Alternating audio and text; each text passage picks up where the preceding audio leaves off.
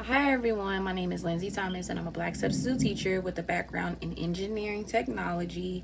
I used to work as a process assistant for electrical engineers, and now I'm on a journey to become a STEAM educator who is passionate about diversifying the classrooms and curriculums while helping students see themselves in what they learn. So today I want to reflect on how diversity and personal virtues have shaped my choices throughout this course and in developing my toolkit, Unity and Diversity. As someone who didn't always see myself reflected in classrooms and schools growing up, creating a toolkit that's truly multicultural means everything to me. I didn't just want to check boxes, I wanted students from all backgrounds to feel seen, valued, and curious. And I thought deeply about how culture, race, and identity show up in learning spaces and how important it is to meet students exactly where they are.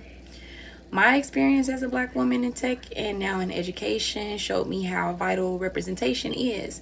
That's why I included strategies that promote inquiry based learning, community storytelling, and culturally responsive teaching practices. I also drew from the ideas in the 7 Habits of Highly Effective People, specifically seek first to understand, then to be understood, because it speaks to the kind of empathy and listening needed when teaching a diverse classroom. One of the most powerful things I brought into work were the personal virtues that come from my own journey. I didn't have an easy time in school because I lost my mother in a car crash when I was a baby. So I was raised by my grandparents, and then my father came and got me, and I moved from a loving environment to a home that felt very chaotic and scary. But I persevered. And now I want to bring that to my students, especially those who are navigating trauma, confusion, or environments that don't really affirm them. In the Four Agreements, Don Miguel Ruiz says, don't make assumptions, and that really changed how I think and teach. I used to assume students were just being disrespectful or disengaged, and now I see that many are simply trying to understand themselves and the world around them.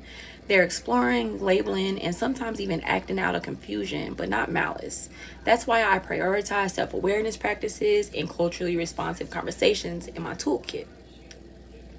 One of the biggest insights I gained was seeing how much students want to know who they are.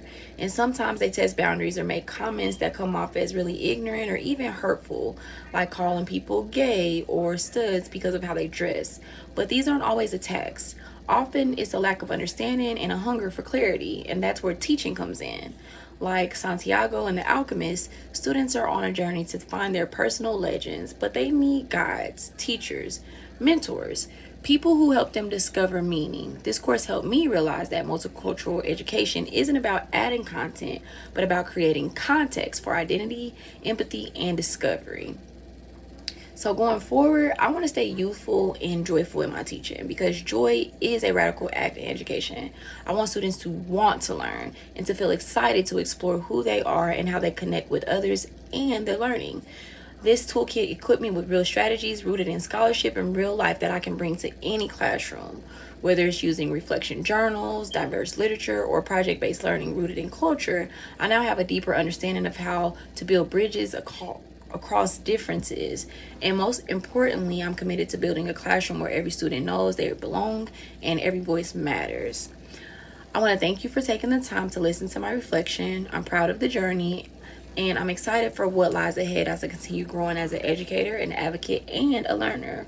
Let's keep building unity and diversity, one student, one story, and one strategy at a time. That is my time, and thank you for listening.